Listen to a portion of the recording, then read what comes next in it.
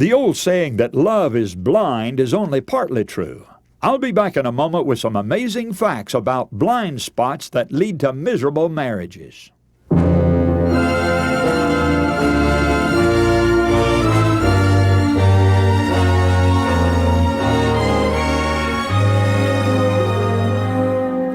Hello, this is Joe Cruz and the Amazing Facts broadcast, facts which affect you. While we don't like to admit it to ourselves, friends, the majority of American homes today are anything but happy. The collapse of the family is so obvious that we need not waste any time proving it with statistics. I could quote figures on the prevalence of divorce and other evidences of the breakdown of the home, but surely this would be a waste of time when it's so obvious. As I hold large evangelistic meetings in various cities across America, I get close to people's hearts and find out that there's very, very much sadness today. This is why I make this the subject of so many broadcasts. There's nothing in the world that has a greater potential for genuine happiness and satisfaction than the home. And there's nothing that has the potential for so much unhappiness and tragedy and heartache as the home either. We spend most of our time with our families, and yet so many homes are almost literally hell on earth. God intended that our home should be a little bit of heaven, and we can make it that way. That is, we can if both partners are Christians, and if not, we can at least do our part and make it better than it would be otherwise. Of course, even if we knew all the answers to this problem, it would be impossible to give them in a single broadcast or even a series of broadcasts. The home is indeed a complex establishment. I'm keenly aware of the fact that because of the brevity with which this subject can be presented, I'm going to run a great risk of being misunderstood today. And of course, there's no one right way, no single arrangement that'll work well in every home, but we should discuss the basis for happiness in families, and I think we can make a lot of progress in this during the next few days. Happiness at home is more than the result of our attitudes, understandings, and principles of Christian conduct than the specific rules or forms of home organization or methods of home direction. Now, please notice that statement, friend, because it will underlie everything I'm going to say today. With this as a foundation principle, I want to present what seems most important to me in bringing happiness to our families. First, the most important fundamental in finding success and happiness is involved in our preparation for marriage before the home is established. Of course, I realize this is too late for many of us. We're already married. But there are many young people listening, and I'm speaking especially to you for the next few moments. To you, I would say that your future happiness in marriage will depend to a great extent on the foundation you're laying before marriage. And if you'll do this wisely, so much can be done to make your afterlife in marriage a happy one. During the teens, during courtship, the attitude toward the sacred privilege, relationship, and duty of marriage is being formed. Young people, take seriously your thinking and your actions before marriage. The genuine respect and appreciation you have for the whole personality of your intended spouse is very, very important. So many times young people get infatuated with just one quality of the boy or the girl, just one part of his or her personality, which they think is great, and they fail to consider all the other attributes of the individual. And this is what is meant by the saying, love is blind. You see, it's really only partly blind. You know there's color blindness, which, like other types of blindness, is not a total blindness. Well, that's the way love is, blind only in some areas. A boy may have very good eyesight when it comes to seeing the loveliness of his girl's face or form, but he may be very blind to her personality. He may have good eyesight when it comes to her talent. She may sing beautifully or play the piano nicely or do something else well, and he may see this, but be blind to the fact that she can't cook. Or he may enjoy her cooking and be blind to her lack of interesting and challenging talent, or to the fact that her intellect is not compatible with his. Or perhaps she's a brain and he admires her grades in school, and this is all he sees.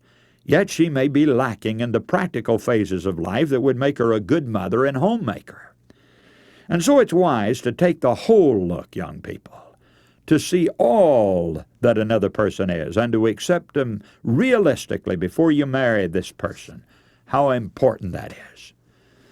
Now, please don't misunderstand me. I'm sure none of us can find a mate who is well-rounded in every area of life. It would be unrealistic to wait for this, and we probably wouldn't deserve all that if we found it.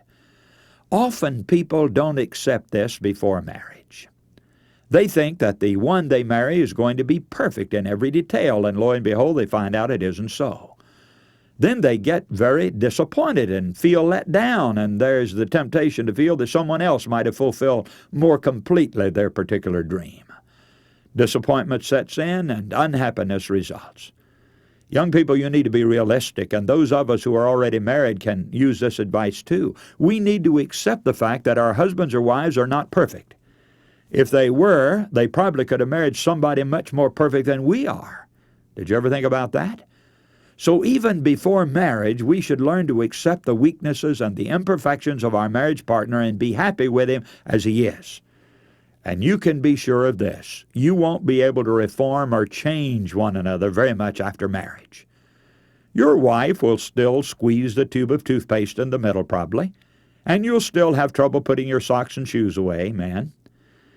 Then, too, a part of courtship involves wise planning for the future, a discussion of home finances, when to plan for children, and other vital considerations. If there's no planning for what the home is to be, misunderstandings are bound to arise, and differences and quarrels may never be ironed out completely. Then the planned union should be surrendered to God. What could be more important than surrendering to God our plans for marriage? Young people, if you've never prayed before, you should pray before you get married. Pray long and hard and many, many times. Give your whole plan to God and express your willingness to carry it out or give it up as He might direct. Unless you're really willing to surrender your courtship to God, you'll be headed for disaster. God knows the future. You don't.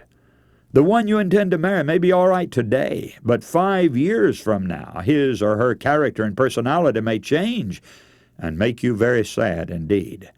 Therefore, if you ask God to guide you, and if you surrender your way to Him, He will direct you in the way that will be best. In all thy ways acknowledge Him, and He shall direct thy paths. Proverbs 3:6. The Lord will help you know the way to go, whether to proceed with your plans or give them up, if you will really surrender to Him. Now, another essential for a happy marriage is maintaining unity, keeping a oneness and a closeness with each other. And this begins with a mutual consecration to God. Two hearts, each in supreme dedication to a higher allegiance, can be even closer together than two hearts dedicated only to each other. Now, this may seem paradoxical, but it really is true, friends. And if we pray together and our hearts are united in our faith, we can have a oneness that'll be more precious than words can describe. If we've not had the privilege of entering into wedlock united in God's truth, we must recognize that after marriage there are times when God calls us as individuals to follow new truth that has come to us. The Apostle Paul counsels us in Scripture, saying that we must follow the truth even if our marriage partner leaves us on account of it. In fact, you'll find that in 1 Corinthians 7.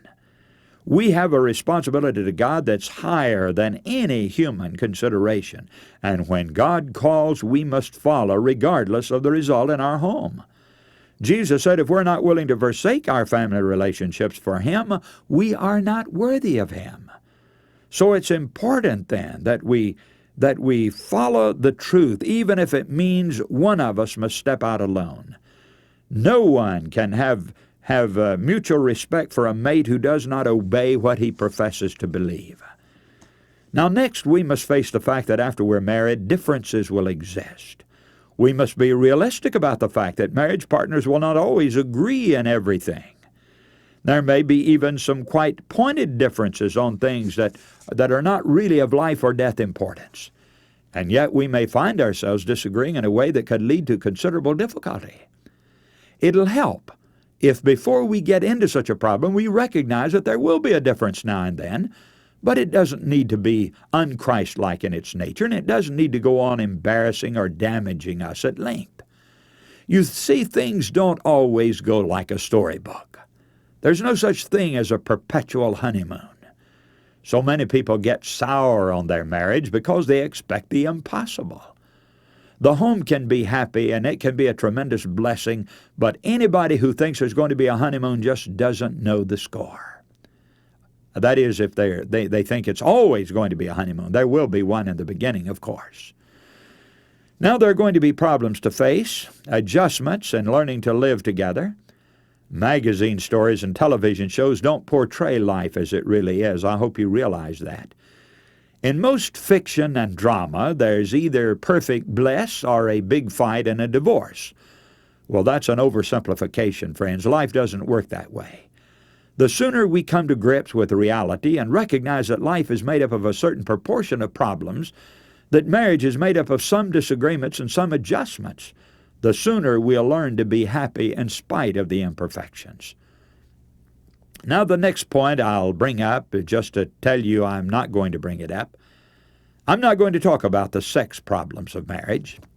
I realize it's a very important area of married life and many difficulties exist concerning it, but I don't feel this is the time or the place to discuss it. If there's any phase of marriage that's been discussed and over-discussed, this is probably it. You can read articles on it any week in the current magazines, and a lot of what is said is more harmful than it's helpful. But in any case, there are perhaps better times and places than to discuss marital intimacies here. I'm not implying that sex is unimportant. I certainly wouldn't go back to the days when it was a closed book, when people didn't even talk about it, didn't even accept the fact that it existed. Enlightenment is helpful, but on the other hand, it's obvious today that, to any thinking person, that enlightenment has been overdone. Christians need to take a sane and sensible attitude to these problems. They should seek counsel and help when they need it, and then live a good, reasonable life in this regard. The Bible gives sound advice on this subject.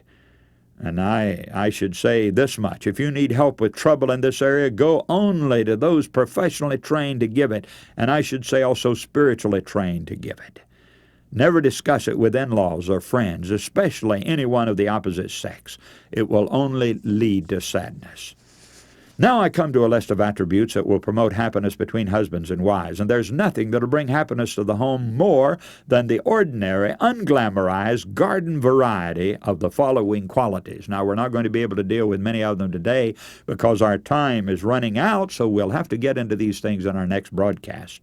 But first of all, that I'll be talking about as we come on in our next program will be kindness. There is nothing that will bring as much happiness and cover as many incompatibilities as kindness to each other. Thinking of the kind little deeds that we can do to one another to make each other happy.